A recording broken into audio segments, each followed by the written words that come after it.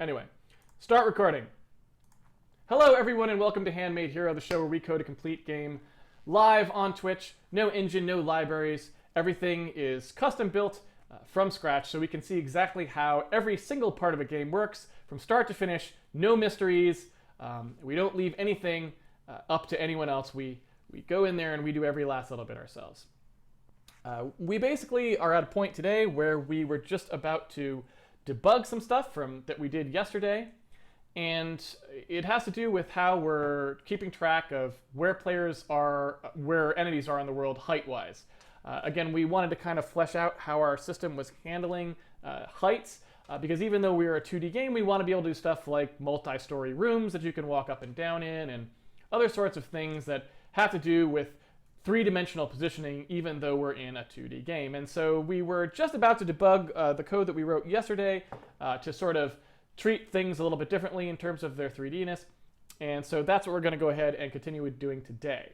But before we do that, I just want to remind everyone that if you have pre-ordered the game on handmadehero.org, you should have gotten a link in your email which allows you to download the source code. And if you want to follow along with today's video, what you want to do is unzip day 76's source code out of the source code zip. We're on day 77, so we're using what was done on day 76 as the starting point. So if you go ahead and unzip that into directory, you will be exactly where I am right now. And let's go see where I am right now. Now, during the pre-stream, somebody guessed what they think probably the bug was from yesterday, and it did sound like a pretty good guess. So we could go ahead and look there first, but let's before we go do that, let's quickly just recap where, what sort of the bug even was. Like, what was the actual problem that we were seeing, and what do we need to fix? And anyway, what I started to do yesterday was I started to make it so that the entities would be tracked in their Z so that they were essentially had full height information in them, and they were supposed to be starting on the ground at the ground was supposed to be where their position was, and their height extends up above the position. Now, what we would have expected to have happen if we did that was, first of all, we're seeing like it does appear that the guy is lower than he should be, right? He should be stopping, like he's kind of sunken down. You can see he's supposed to hit this tree. We're on the bottom level here. He shouldn't be able to go that far into the tree, so it looks like he's a little bit lower down there. Same thing with stopping here. It looks like he's stopping too early, which means, again, he's probably sunk down into the ground. Since we don't have really a lot of 3D rotation or anything that we can do here, it's hard to see that. That's one of the things that we put on our to-do list, was to add some debugging visualization stuff so we can debug this more easily when we're actually developing the full game. So there's that. And the other thing is we're still colliding with the stairwell properly in all ways, which means that, the guy is not really where we think he is probably. So what I want to do is go ahead and look for that bug, and what the person suggests on the pre-stream, and I think is a very good suggestion, was that the problem is we haven't actually gone and fixed our standing on the ground code to take into account the fact that entities have a height. And so we are actually putting their position down on the ground, but their position has to float above the ground because their height is sort of determined as a rectangle centered about their position.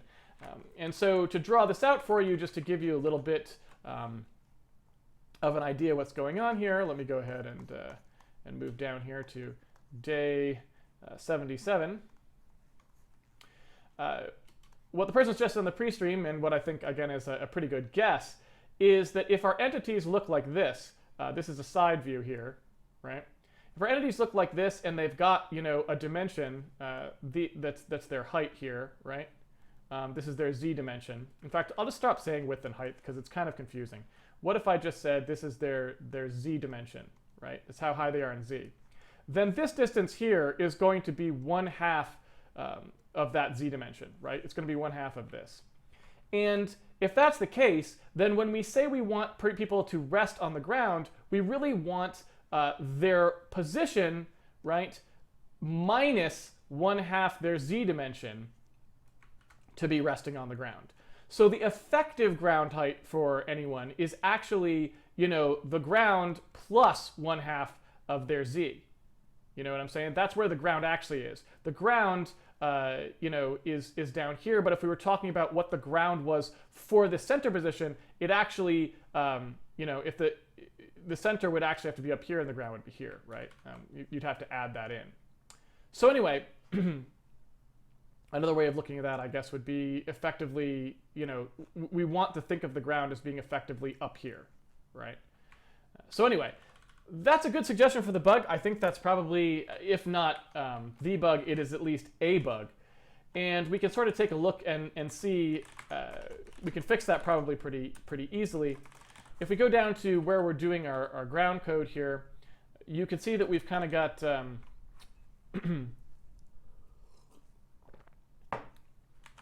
the ground being specified as not having taken into account, and we had a to-do here for ground handling, but that was for other stuff. Our to-do was basically, well, it doesn't even look like we did have a to-do here. This is just something that was on our main to-do list, right? Which is how do we do ground levels, right? So this to-do right here. So ignoring even that part, even if this was the real ground level, you can see that we don't take into account this entity rect at all when we're actually dealing with the ground level. And so when we do our handle overlap, right, that's not taking that into account. And when we do our stuff here where we actually do our Z supported, that stuff, that's not taking into account it either. So basically nothing is taking that into account.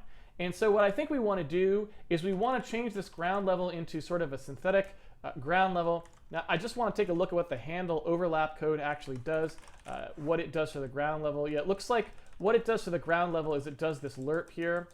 And so what I'm going to have to do is basically adjust the ground level after we do our overlap testing. Because the overlap testing produces what the actual ground level is, and then we want to adjust it based on the entity's dimensions after that fact, right? So what we want to do here is basically say the ground level equals wherever the ground level would normally be, plus we want to move it up now, right? We want to move it up by however big the entity is in Z, half that distance, right? Something like this. That's what we would want to do. And again, that's just doing exactly what I said in the diagram there, nothing particularly odd. And so that, yeah, that looks like that actually did put our stuff back to reasonable potentially. Although it does look like now, well, that's still not quite right. It looks like now we're actually colliding with the higher up entities. So it's like we have lifted off the ground. Oh, well, you know what? I wonder if we're actually on the top floor. That could actually be. I think we are on the top floor. So it's hard to say. I don't know. That's still not quite right, I don't think. I'm going to go ahead and step into that code. It's a little weird how we're colliding here. It's kind of a little nonsensical. I wonder if we will have to add some debug code just to see this, because I'd like to see it a little bit better than we're seeing it now. Let me see if we're on the top level or not. Yeah, so we are actually on the top level at this point. And our colliding at up and down is a little bit, it's a little bit odd. You know what I'm saying? Definitely a little bit odd. But again, we have one other thing we need to debug, which is how we're drawing stuff. So maybe I'll go and debug the drawing stuff first too, and then we'll come back here and we'll make sure that things are kosher. But first, before I do anything else, I'm going to step into that code and see what the ground computation is actually doing, just to make sure that it's somewhat reasonable. So let's go ahead and take a look at that. So if we come in here, let me see what entity we're actually moving. I don't want to look at the Monstar. I want to look at the hero.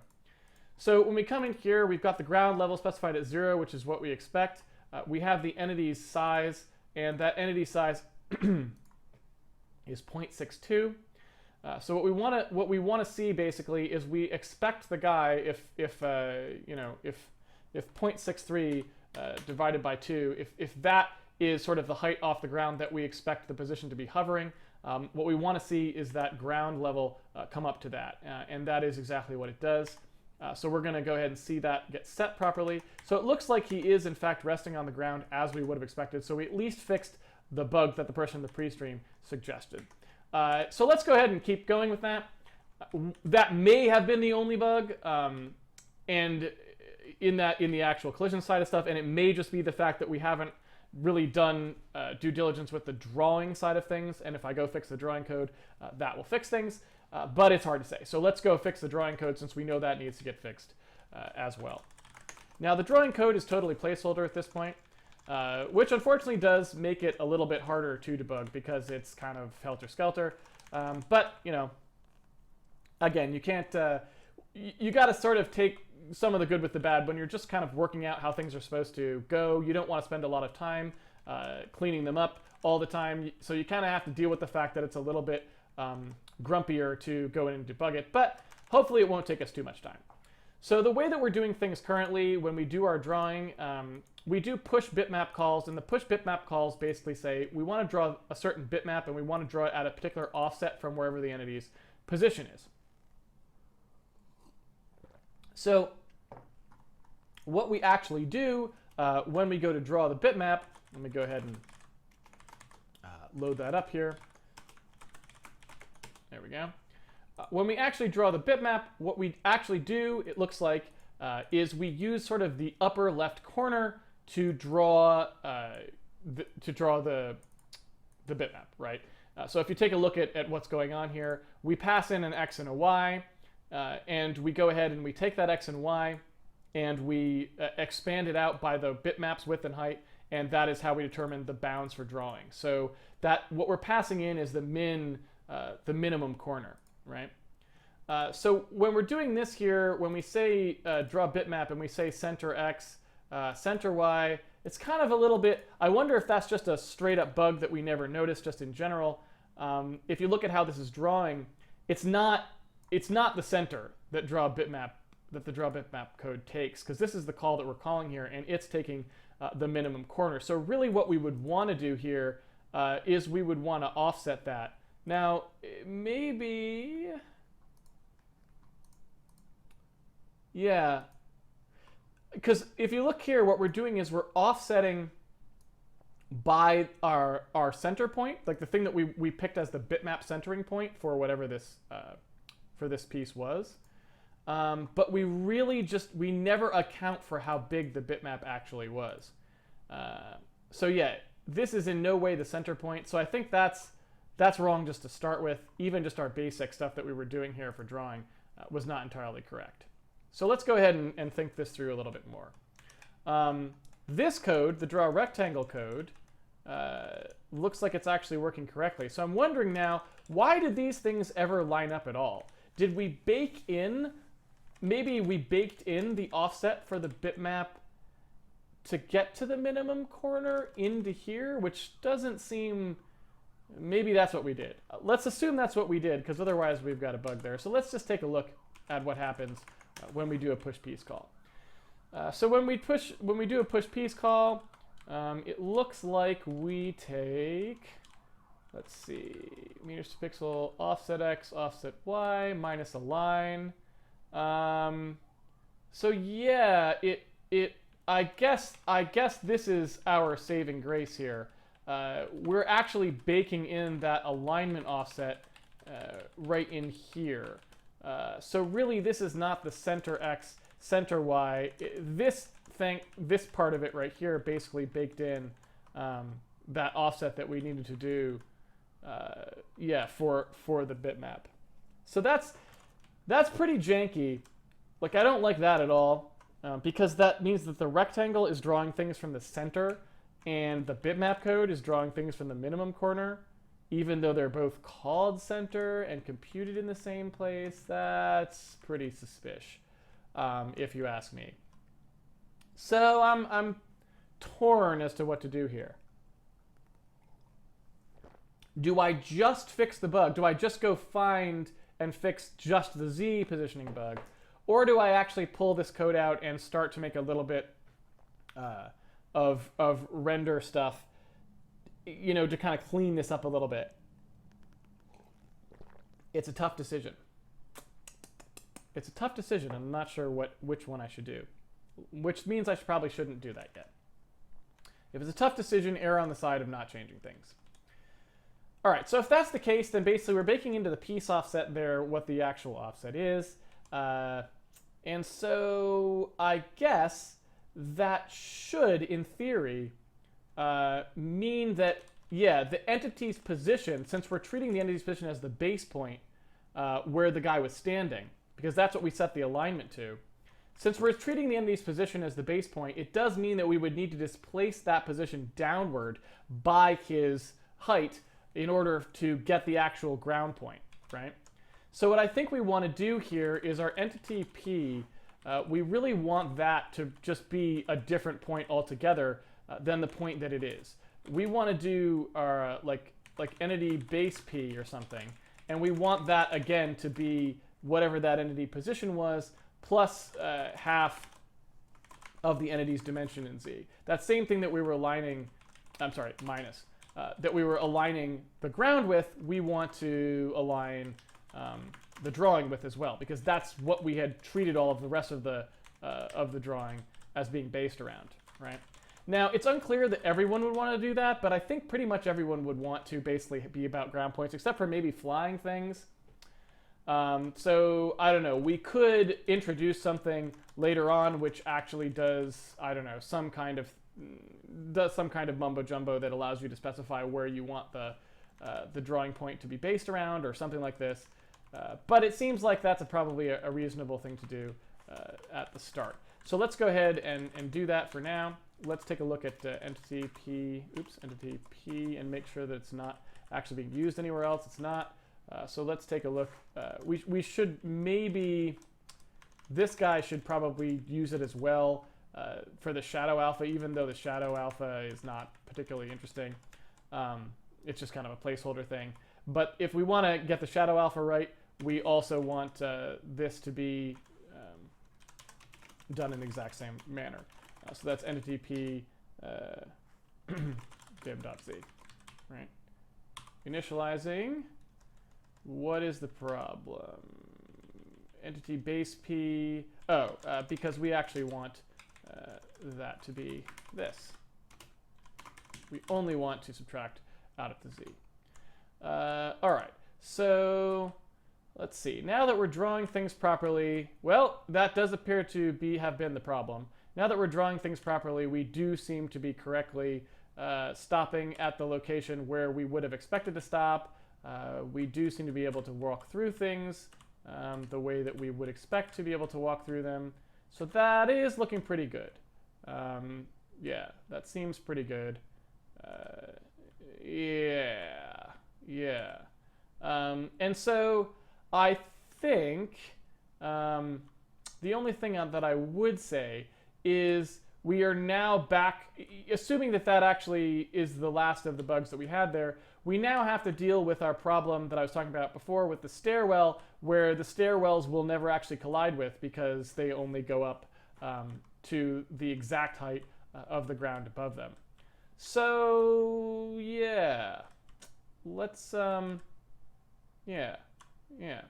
go ahead and do that. So one thing that I would like to do is take those stairwells though, and I'd like to add 2 rectangles to them, so that when I'm drawing them, I draw one rectangle at the bottom and one rectangle at the top of the stairwell. In order to do that, I will need some way of offsetting these, which I think we already did. So I believe that what we did with our push rect is usually that there's an offset here. So ZC, I forget how this stuff works, because I remember it was all super hacky stuff that we did. Entity offset Z, meters pixels time offset Z. So basically what's happening in the push rect is we don't allow an offset Z in the, oh no, we do. There it is, it's right there. We do allow the offset Z in the push rect. So what I'm going to do is I'm going to take the entity's dimension in Z, and I'm going to offset a second rectangle by whatever that is. And I'm going to go ahead and make the bottom one be colored slightly differently from the top one, and that'll just let me, I don't actually know why I stopped the game. That'll let me figure out, those should be moving. That's a little busted. That's not right. What's going on there? Why has that happened? So we're drawing this one at a Z offset for push rect, but it doesn't look like that's actually getting used because we should have seen those moving differently, basically. That is because we don't actually yeah, you'll notice our z fudge here. So the z fudge is only used to compute that ground point, but we don't actually use that offset z to actually do anything with the x and y otherwise, right? That strictly lifts things up off the ground. I say. Well, I'm not sure what we really want to do about that then. What I really want to do is make two pieces, basically push two different pieces for the stairwell. I'd like to push a separate piece that's at a separate location, but unfortunately that's not something that looks like is really super possible for me to do. Again, because this code is pretty darn janky. And I'd like to leave it janky, but I just wanted to be able to get a little more mileage out of it. Because I don't really want to go digging around in here. I don't think it's super productive for us to do that. So let's take a look and see if there's any way that I could do something simpler that would allow us to, set things up a little bit differently. So the way that this actually works, I guess, is when it does the set of pieces, when it unpacks them, it looks like it sort of always does the grounded and it could, if we wanted to, we actually could roll this in here. Like we could actually put this in here, right? And we could actually optionally use the Z offset directly above. So maybe we'll go ahead and do that for now. Let's just see what would happen if we were to do that. So let's assume that I took this out of here, right? And when we actually do the entity base PZ for that Z fudge, right? I'm actually going to go ahead and I guess we'd leave this in here, right? When we do this Z fudge, I'm actually just going to go ahead and add that in here. So that's the effective Z of the thing. Whatever the offset Z is, it'll actually get used. Now, again, this causes some problems, so I'm not really sure that I want to always have that work that way. Yeah, so that's one problem, right? That's hilarious. That's pretty funny.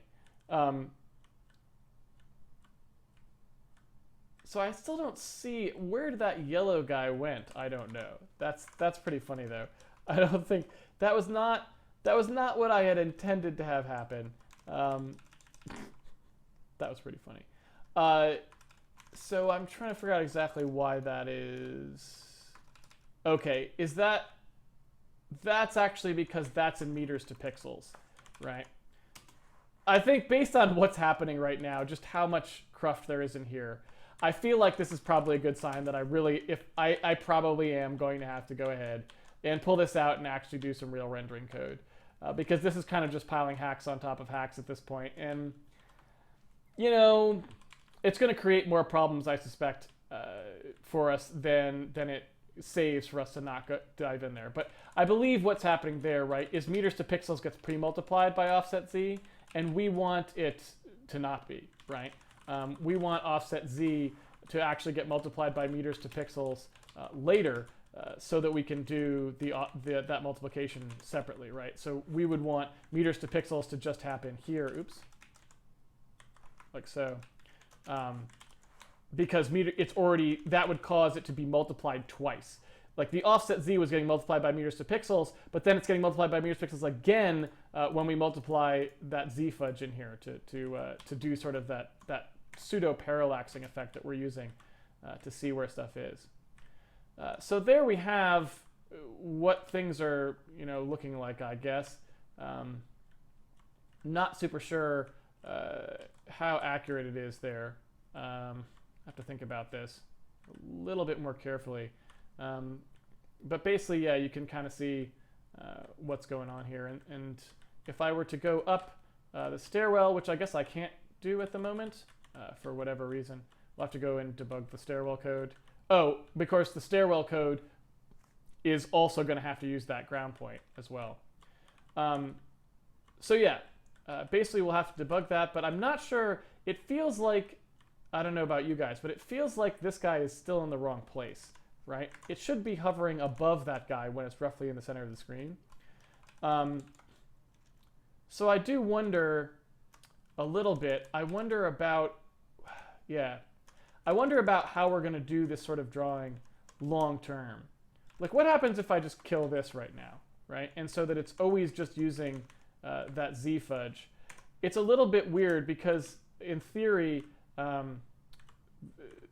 that makes it a little bit harder to do some things. But if I look at it, yeah, you know what? That looks much more correct. So basically, if we don't have the offset in there, if we don't have the offset offsetting the Y anymore and we just use it as a straight Z offset, then it seems to work relatively well. But I just don't know if that's going to hold up because since all the art is isometric, I mean, basically what that Z fudge is doing, right? If you think about what's going on, we've sort of got a little coordinate system happening here where we're saying, you know, we've got something and its position relative to the camera center is in a certain location. And what the Z fudge is doing is it's saying, well, the higher up in Z the thing is, multiply that vector by some coefficient based on that Z height. So as things get higher, they exaggerate their distance from that center point, right? Which is essentially just a scaling effect. So it's just scaling, making things more distant, but it's scaling them up when they would be closer to the camera, right? And because Z comes at you. But there's kind of two competing things here. One is that, but the other is when we've got, you know, a dude or something, he is drawn upright in Y, right? He's not really drawn in Z, meaning if he was right, if this is the screen and he's standing right in the middle of the screen, you don't see his head and his body directly under it, like Hotline Miami or something like that. Our art style is this way, which is like sort of isometric, right? It's rotated in this sort of false perspective way because it lets you get a better look at the character and its face and so on. And that's why, you know, you do that instead of drawing everything top down. So we do have a kind of fundamental mismatch there, but that's just something that 2D games have always had to fight. There's really no wrong or right solution to it. It's just a problem that you kind of have to deal with if you want to do the art style that way. So yeah. So I think now, I guess, I mean, I think that is roughly correct. I mean, and I can still hop up to the next Z level just like we used to be able to do. There's no ceiling. You can just hop up there.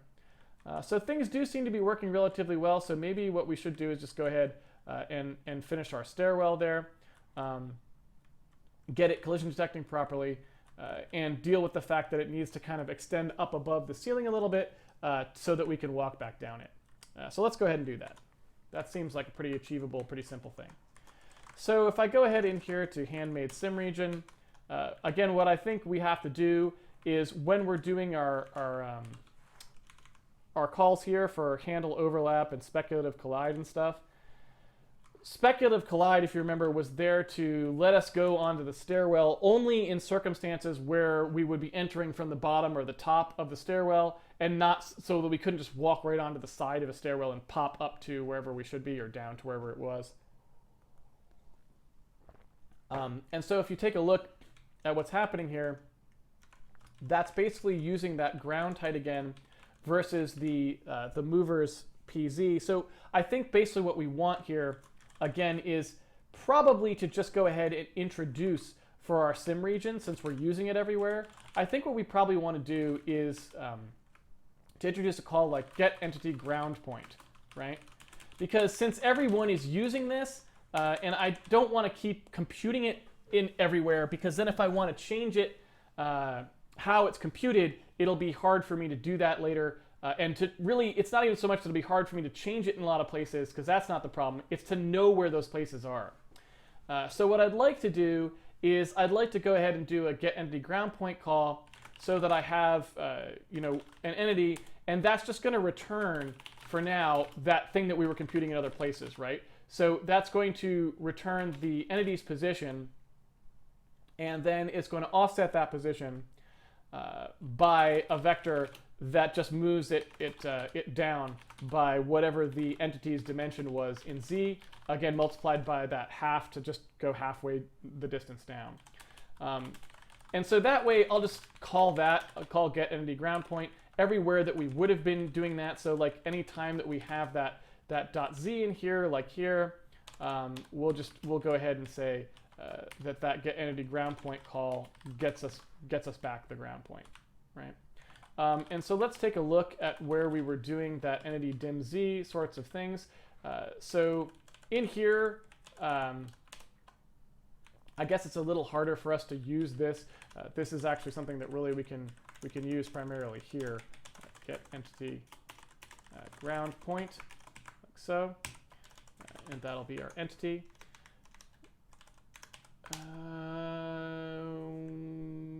That is the entity, is it not? Yes, that'll pass our entity there. So really what we'd have to do here if we wanted to compute the offset using get entity ground point is we'd have to say get entity ground point for the entity, and we'd have to use the entity's position and say, all right, we want to move the ground to where the entity is, right? So we want to basically move to that location. So what we would do is just take the two z's and subtract them there, right? And that would let us, oh, well, actually, I guess it's the other way around. So let me draw that out. So I wanted to rewrite this expression in terms of getting the entity ground point. The reason that I wanted to do that was so that I wouldn't have multiple places computing it in different ways. So that way, if I change this, I know it'll work, right? And so the way that I was going to compute that was I was just saying, all right, well, I essentially have an entity position here, right? And I have an entity ground point, which is here, right? And so what I want to do is I want to solve for, I want to basically take wherever the ground was, right? So here's where the ground is currently. And I want to add something to it that moves it up to where it should be for the entity's position.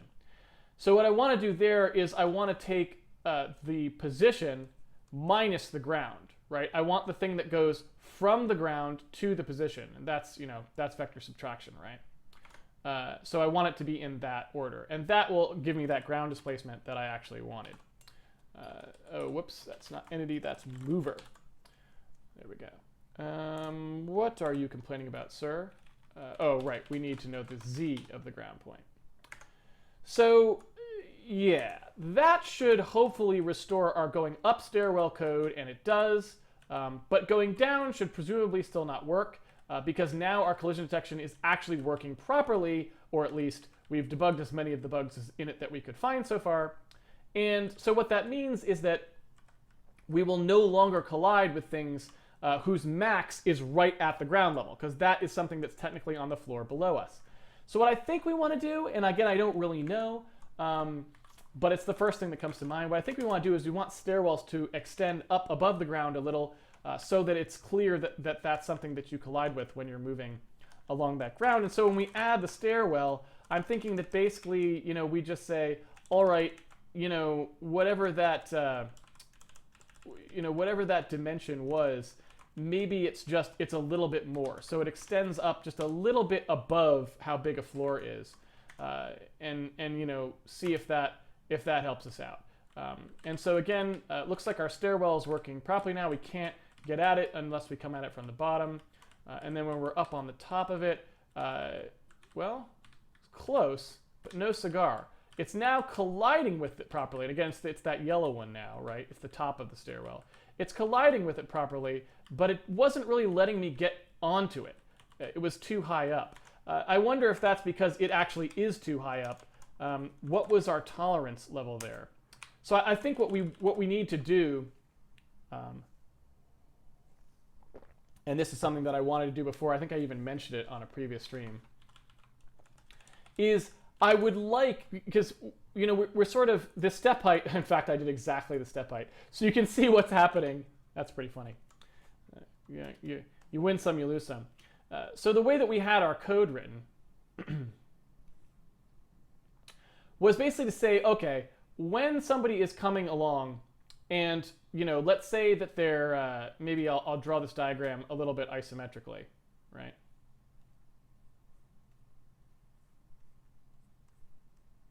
Like so. So here is our stairwell, right? When somebody is coming along this way, what we basically said is, well, what's the distance here, right? What's the step that they would have to take from where they're standing to where the stairwell thinks the height should be? And really, I'm drawing these as stairs, but really they're ramps. That's what we've implemented. We don't stair step down. Right now we glide down. So really they're ramps, but either way it doesn't matter. So it's a ramp, it's a stairwell, it doesn't really matter. And what we were saying is, well, we're not going to let it, if it's any more than a tenth of a meter, you can't do it. So you've got to kind of come up here and go where the stairwell is. You can't just hop down onto it, right? And I guess it's arbitrary. Maybe we'll change that in the future, but that's what we implemented.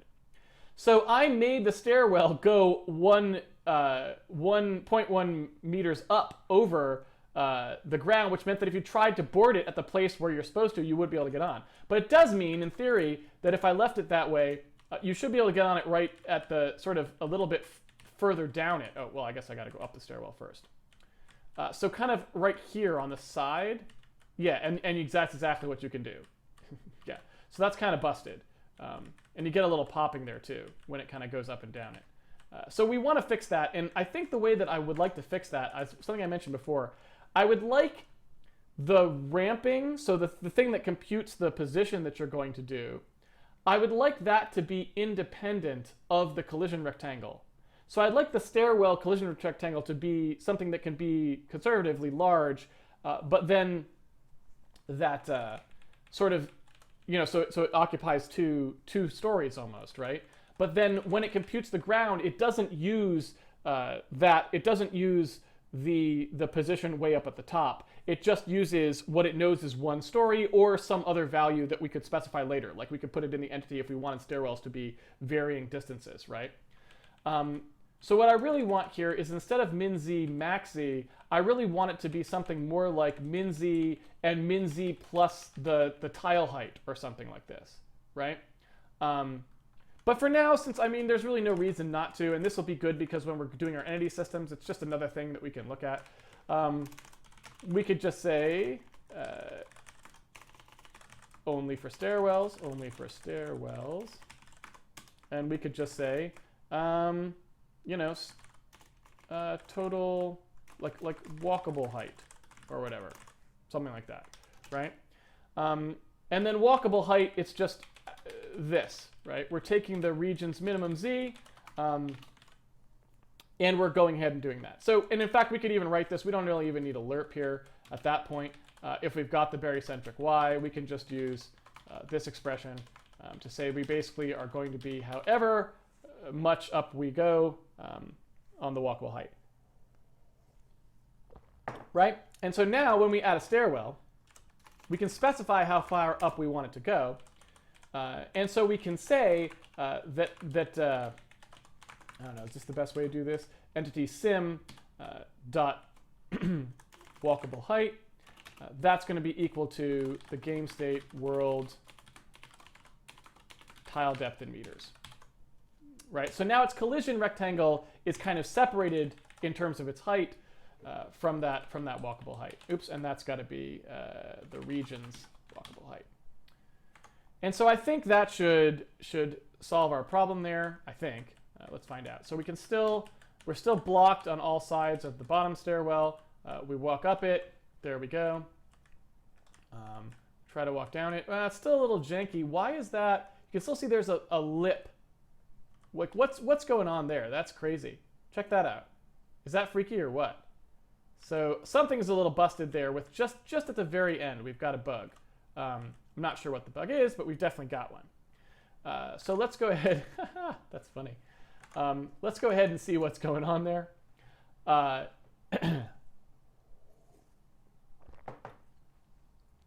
wait. Is there any kind of... So yeah, so we've got 2 different computations for the ground height. That looks like what's really going on here. Yeah. So we need a function, which is get stair ground, something like this, right? And again, this is really good. I really like where this is going because, again, we're going to have to do our entity system at some point. And you can kind of see that we don't really have much built up. We've got some stuff, but like the swords, the hit points, that stuff. The more stuff we can pile in here, the fattier we can make this, the better it will be when we go to do it. Like, we want as much stuff happening with these entities as possible, because that is what's going to allow us to make a good entity system, right? If we try to design the entity system before having enough stuff in here, we'll probably make mistakes and have to constantly keep redoing how we're doing stuff. And so, you know, essentially that's really the whole thing about how Handmade entity.h should continue to grow. We want to start having, you know, stuff that's very specific to all different kinds of entity types, so that we can see later when we want to break it apart and make it more usable and maintainable, right? So let's see here. So the region rect looks like, do we always have that? It looks like in both cases we do have that. Although it looks like this is essentially doing all the same computations, right? These are all exactly the same. So I think we really just want to make this whole thing, right? Am I right about that? It looks like we really just want this whole thing to happen in here, right? So we want the entity to generate its region rect. We want it to compute its barycentric coordinates. We want it to, compute that ground height, but this is the one I actually want, right? I want to compute that ground height. Let's see. And I gotta pass in here as well whatever the sort of the standing P, whatever the place is that or like entity ground point, right? Oh, and that's a bug as well. So we have yet another problem, right? This mover P should also use that in both cases, and it's not, right? Because in theory, we would want it to always use that ground point again. Yeah. So this is good. This will get rid of a lot of bugs for us, because this was just not very good code at all, because it was written with a different set of assumptions, and we want to kind of solidify that quite a bit. Also, I suppose this should really be in here as well, right? Okay. That's actually the 15-minute warning since we started 10 minutes late. So we've got a fair bit of time to play with still. Okay, so this is good. Get entity ground point. We know it is pretty much correct. Get stair ground. Let's walk through this a little bit more carefully. We need to get whatever the stairway's region is. We then need to get the barycentric coordinates for whoever it actually is. So entity ground point will be done there. We then have to compute what we actually think the ground is, and then we have to return it. And that looks, let's see, let's call this at ground point, right? Like so on. Yeah. Now, I guess technically, now that I think about it, that wasn't really a bug. I mean, it sort of was, but because we were only using the barycentric Y, it didn't matter whether we were passing the ground point or not, right? So it wasn't really a bug. I was a little hasty there. That wasn't a bug. That was just sort of a little sketch.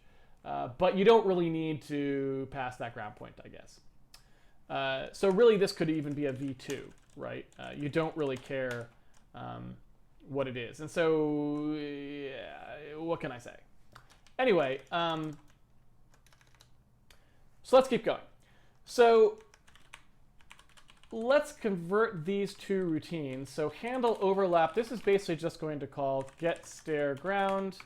And for completeness, I'm still going to just call get entity ground point in case it would displace it in X and Y someday. You know, I mean, it could happen.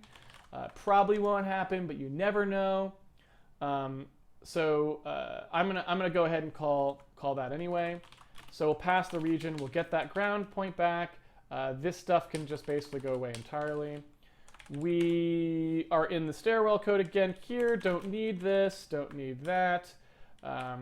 And we can go ahead and I should probably leave that needs work comment in because it probably does need work. But anyway, so what we want to do here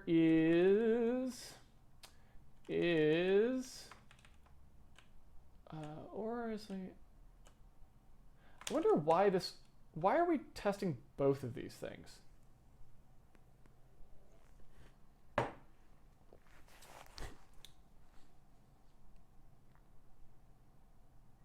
Does anyone know why we're testing both of these things? Was that just because we hadn't worked out all the code before and so we were just cheesing it? Because it feels like the only criteria for stepping onto or off of a stairwell would be how high you have to step, right?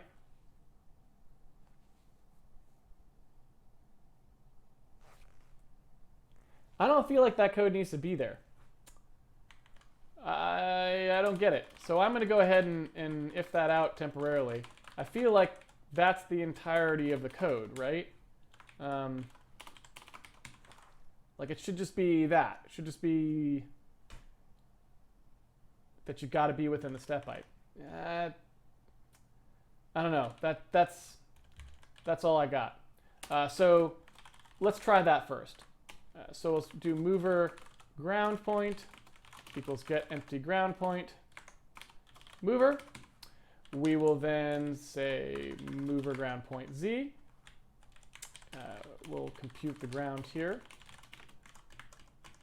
Get stair ground, and we will go ahead and do mover ground point and pass the stairwell. We should also probably assert here, just for fun, that the entity that we're trying to get the stairwell level for actually is a stairwell. Because, you know, someone could get into a weird situation where they try to call it in some other case, and we don't really want that. So yeah, so that fixed our problem. That's a good thing. And it does appear to be working kind of nicely now. Yeah, that's really good, actually. We have tons of stuff that we are still doing kind of jankily, like I guess really the ground height is the number one. But yeah, that's kind of nice. What happened there? That didn't look quite right. Let's take a look at what happened there. I think that was a bug. So we went down. Looks like... Ah. Aha. So now we see what the barycentric Y was there for.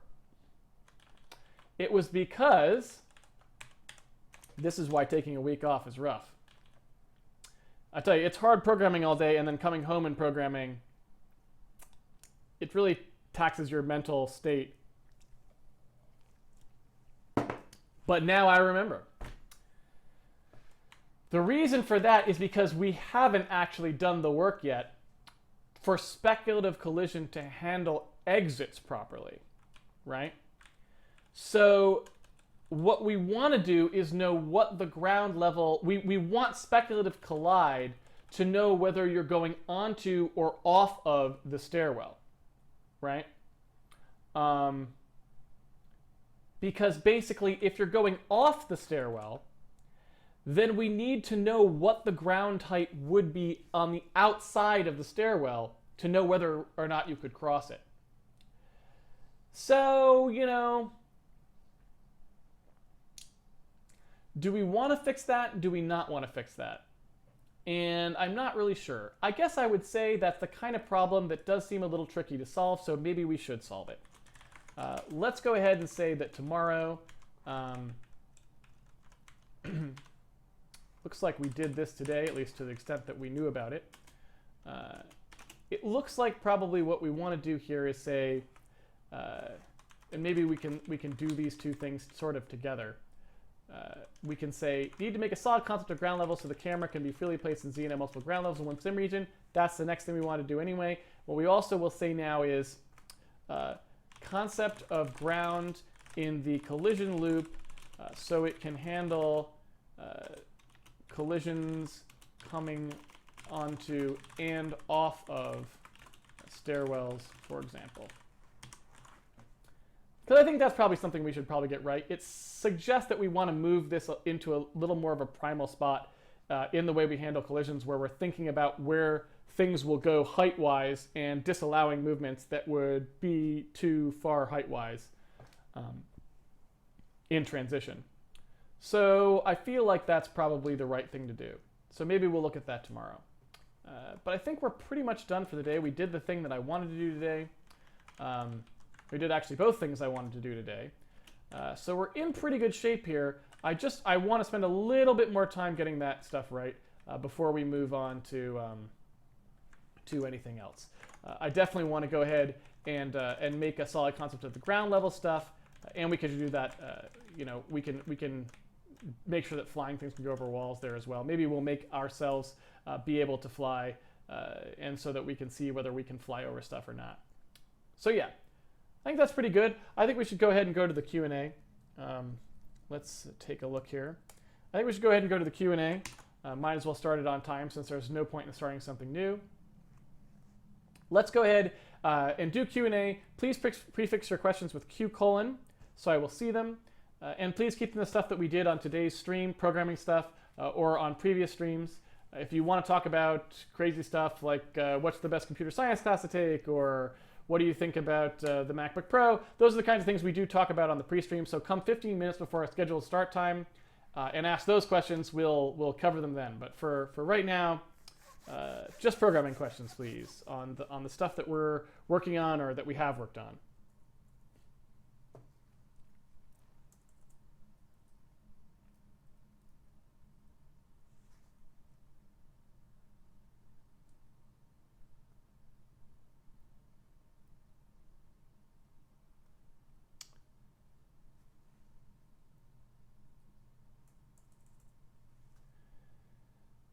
Let's see.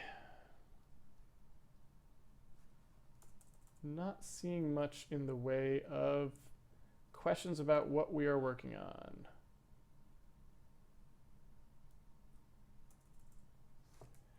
Well, I guess I will answer off-topic questions since we don't have any on-topic questions. But if we get any on-topic questions, I will switch to answering those. Do you use Clang on Linux? Yes, I do. On Windows, I use Visual Studio's compiler, and on Linux, I use Clang. I suppose I would also use Clang on the Mac, but I haven't been shipping anything on the Mac in a while, so I'm not super familiar with it.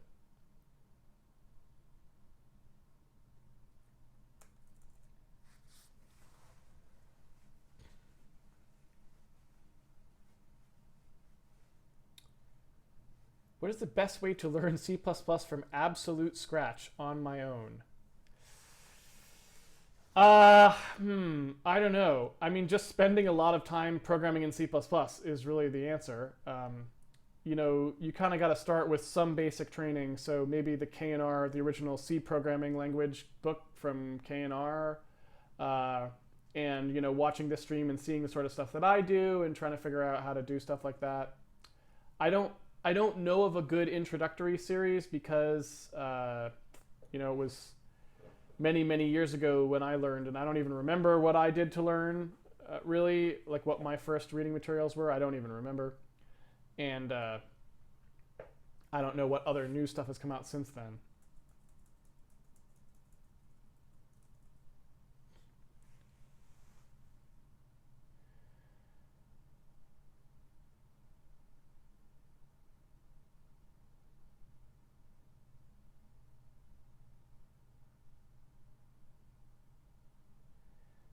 Do you know anything about voxpel programming? No. I don't think I know what a voxpel is. I assume that it is related in some way to a voxel, but I would not say that I have ever even heard that term. I do know how to program a voxel engine, but I do not know how to program a voxpel engine.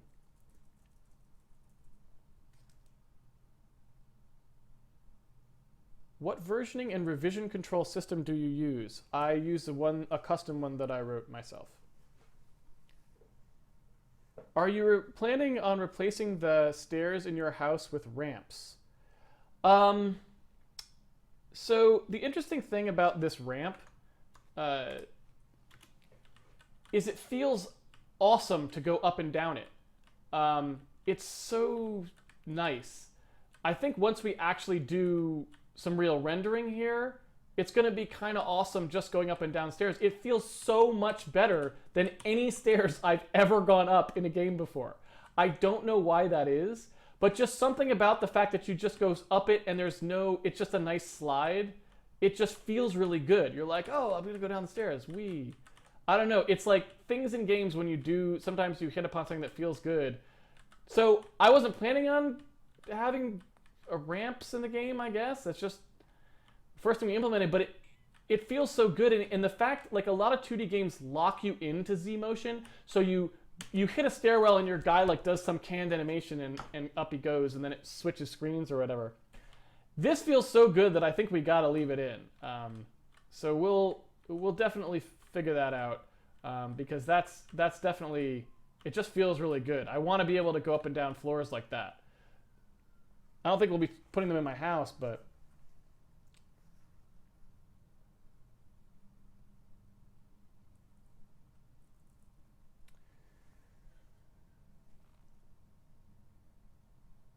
how did you get the right side of your Visual Studio debug view to be split vertically? It's really easy. Basically, when you drag windows around, so like if you drag the modules window, right? If you grab this tab and you start dragging it around, you get an actual window, right? And when you hover over another window, it shows you like this compass rose thing. And if you put it in the middle, it'll dock into that window. But if you do one of these other ones, it will split the window. And so you can just split. You can split things any way you want. You could have as many different splits as you want. You could have like 4 panes or 2 on top and 1 on the bottom or anything like that. So it's really easy to do.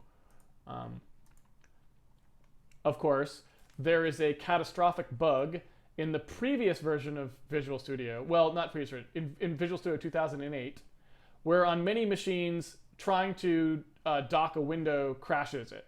And it's awesome because in the Microsoft knowledge base, they're like, yes, it crashes. We are not going to fix it. Don't do that. And you're like, awesome.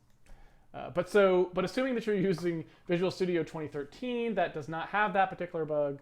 So off you go.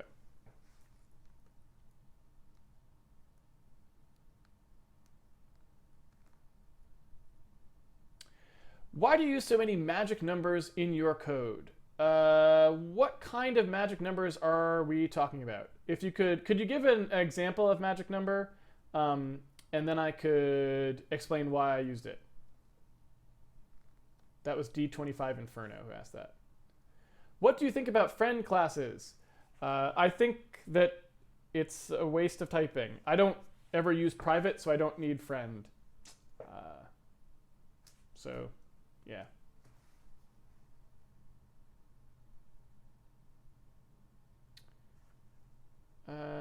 Let's see. Is this turning into reverse Doom? Almost complete 3D rendered in 2D instead of 2D rendered in 3D. No, Doom is basically Doom does a lot of sort of I mean, Doom basically did sort of 3D rendering of wall segments, right? I mean, it was like 2.5D, so it kind of did this sort of 3D view of the world, and it was trying to approximate how the walls would be warped to fit on it. We're just splitting sprites, so the sprites themselves are never going to be angled. But, you know, otherwise we're using 3D positioning. So I think I would say we are 2D rendered in 3D, and maybe they are 3D rendered in 2D. So I would have flipped your statement. Whether that makes it reverse Doom or not, I don't know. That's one way I guess you could put it. But I feel like it's a good idea to get all the 3D fundamentals solid, because at the end of the day, it doesn't take that long for us to do. You know, it's 10 hours, 20 hours or something of programming to do it. And then we know that we won't have any surprises when we're actually, implementing stuff where we constantly will have to hack things. If we can kind of get some semblance of stuff solid at the outset, I think it'll help us. Now, maybe not. It may still turn out that because, when you're in 2D, it's always hacky, and that may be true. But I feel like we should at least try because it's not too expensive to try.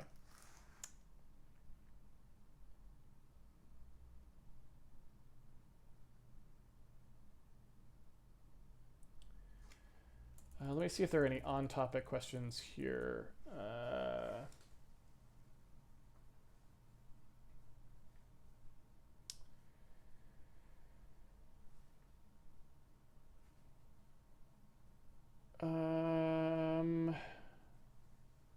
Is the top layer going to fade in if you go up the stairs into a closed room? So I don't know. We've got a to-do there for that. You can see we've got how is this rendered kind of sitting there. I don't know. Probably it will have to fade in. That's a pretty good guess because I'm not sure what else we could do. So I don't know. That's probably what we'll do, but we'll have to play around with it. So it's a little early to say definitively. When do you plan on doing Z sorting with the sprites? When we do the renderer. So probably not for a long time. Probably not for several more weeks.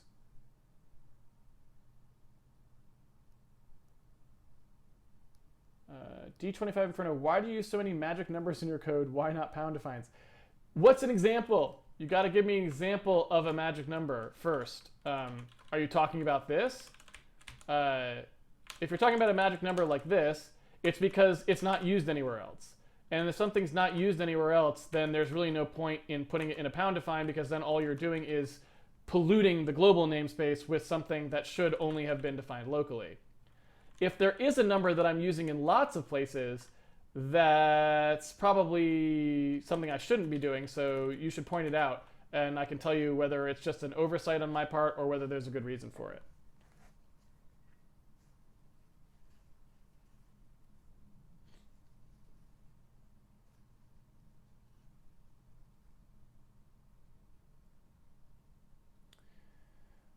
Let's see here. Are you planning to use advanced shader techniques? If so, which ones? Yes, we will be using some, but it's a little too early to get into that now. It'll be, a ways down the road when we're writing the renderer.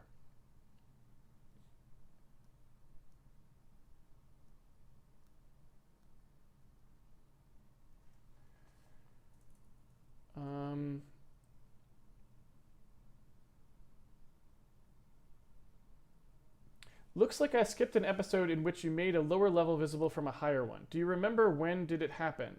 Is the floor going to remain transparent in the future? So no, the floor will not remain transparent. It's kind of handy to have it transparent at the moment, but we will put in a ground possibly very soon, actually. I don't know exactly how we want to do that, but we'll put in a ground pretty soon, at least a placeholder ground. So it won't be transparent, but we will have to do something like fading out the top level when you go down to the bottom level and stuff like that. We've got to work that out, and that's a pretty big to-do item that's sitting right here. And so when we start to work on that, we'll probably add some ground in there at that time. But I don't remember when that happened, to answer your question. I don't remember when we did that exactly.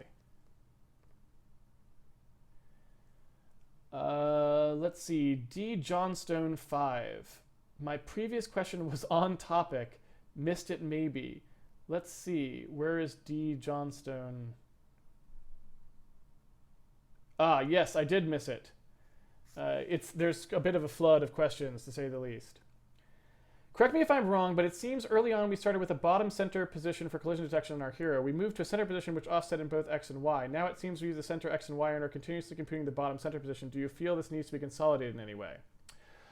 So no, I feel like, if you remember, there was a decision point, I think it was actually yesterday, when we thought about which one we wanted to do. And basically, the decision was, it's just going to be a little weird if we constantly have to think about all of our collision routines in terms of X and Y being handled differently from Z. right? So what we wanted to do is handle everything uniformly, and then only handle the one thing specially that actually cares about that z offset, which is the ground placement, right? And so that just seemed like a more sensible thing to do, because otherwise, like when we did Minkowski sums, for example, you would do Minkowski sums on the x and y differently than you did them on the z. And when we did like interference testing, we'd have to do them differently on the z. Like we constantly do everything differently on the z. And I feel like that math is way more complicated, and we don't want to be in a position to force that difference onto the more complicated math of the collision detector. What we'd rather do is have everything just be uniform in x, y, and z, and then handle just the ground point stuff specially. So I think that's probably the right decision, but you never really know with something like that. It may be that we look back on it later and go, that was probably dumb, right? And so it's hard to say.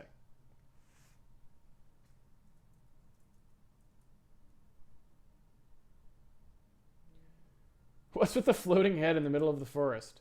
Well, that's our familiar. It's a floating head. It follows us around.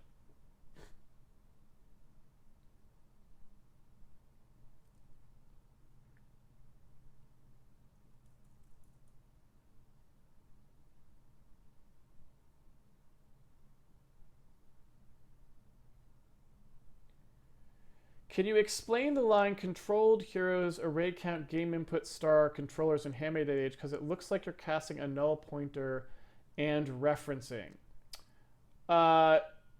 Yeah, okay. So you are, let me find the line you're talking about first. Array count. So this is just pure annoyance.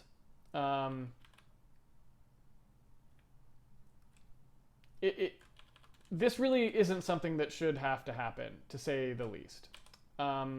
It's just unfortunate. So what you would like to write, let me show you what you would like to write. Here's what was in there before, right? What you'd like to be able to write is this, right? That's what I want to say. I want to say, array count. That's what I want to say, right? I want to be able to say whatever the size of this thing is, right? Which I'm not allowed to do in C. Whatever the size of that member is, divided by the first one of it, right? But I can't do that because you're not allowed to take the size of just a type.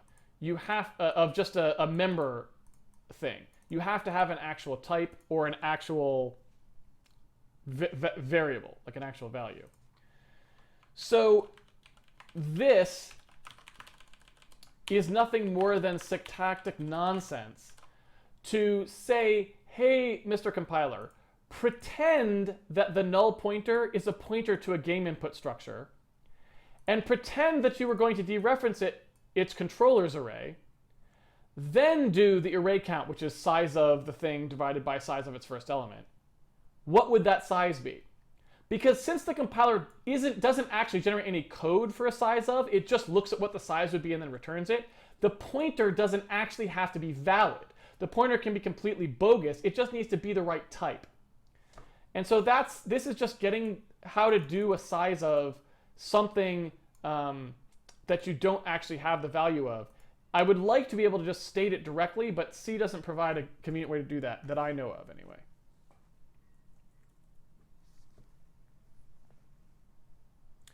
To work around the mischief zoom issue, how about you find the zoom level you want, then draw 4 dots, one in each corner. Then when you come back, you can align those dots back to the corners. Yeah, the reason I'm not doing that is then we'd have to go find the 4 dots all the time. I want a thing that just like sets the zoom. So I don't know. Yeah, and pseudonym73 points out that if I wanted to, I could use C++ here because you can use decal type or type of. I try to stay away from those because they traditionally weren't very well supported. They're probably more supported now, but I still use only the subset of C that worked in 1990 for the most part. And yeah, pseudonym 17. I know you meant decal type. Type of probably wouldn't help you there, but decal type. Although I don't even know if decal type helps you that much there. Like, how would you actually type it? Because decal type, yeah, does decal type actually help? I don't know if it does. I guess you could do decal type of game input controllers, something like that.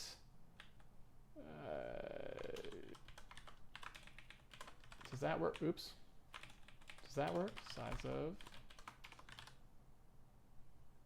Oops. Don't do that. Okay, so that's the way you could do it. You could do that and that. Oh. So how would you actually? So I don't know. Can you actually write it with decal type? I don't know if you can, because you need to be able to get the size of the lower one as well. I don't know.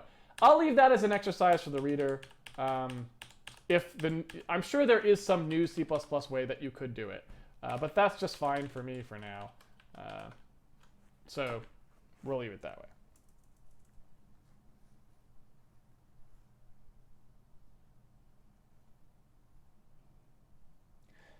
In C++, I don't think that works. Mimozico is saying that could you do it array count game input controllers, but I'm pretty sure that doesn't actually work, does it? Yeah, that does not work. So that's not an actual option, unfortunately. Decal val is what you want. So yeah, so people were close with decal type. If decal val actually would work, I don't know. Again, it's 6.1 it doesn't matter. This works, and it will work even on a C compiler. So it's kind of dumb to use a C++ feature anyway. Like, it's like, at that point, we could just pound define a thing if we wanted to, right? We could pound define a thing that was like, you know, type, and you pass it the type, and you just pass, it just does this, right? Right? And then you could, in here, say something like, I want to reference the type, game input, and its controller's member, right? And then you can do things like array count of that thing, and it would work. Right? So if we wanted to, we could do that pretty easily without having to resort to anything in C++ that may or may not be confusing as well. So it's not that big of a deal. It's probably just not worth even trying to crack open the ginormous C++ spec to try and find the thing that maybe sort of works some of the time or whatever. So yeah. All right, so have we come to the end of the questions? Where are we? We got 5 minutes left. There were a bunch of off-topic questions before. I don't know if any of them need answering.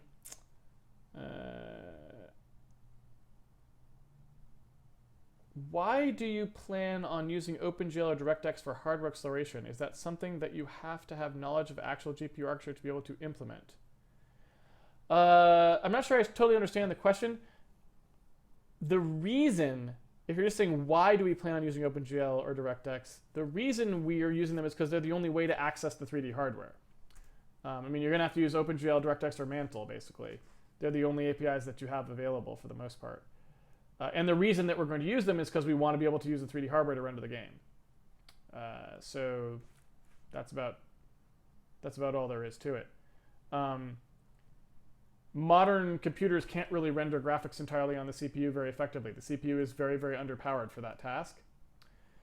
And so if you want to have a game that looks competitive and good, you pretty much have to use the graphics card. So we are doing our own renderer as an educational thing, but we will not use it as the way that the game typically runs for the end user, because there is no way to make a CPU renderer that's nearly as fast as a GPU renderer. That's just not something you can do. So yeah.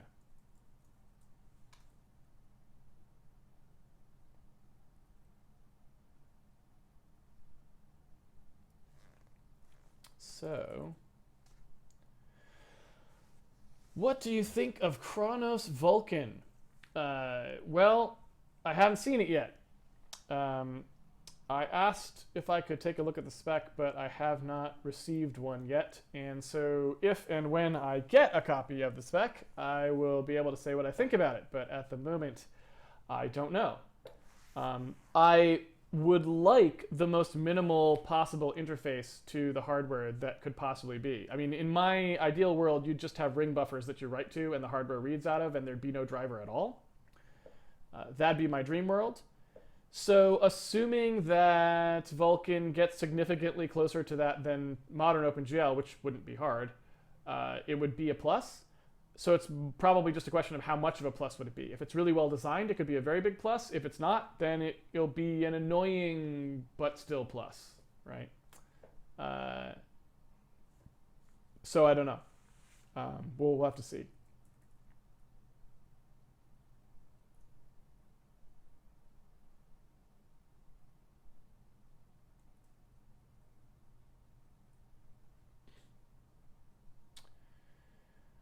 Let's see.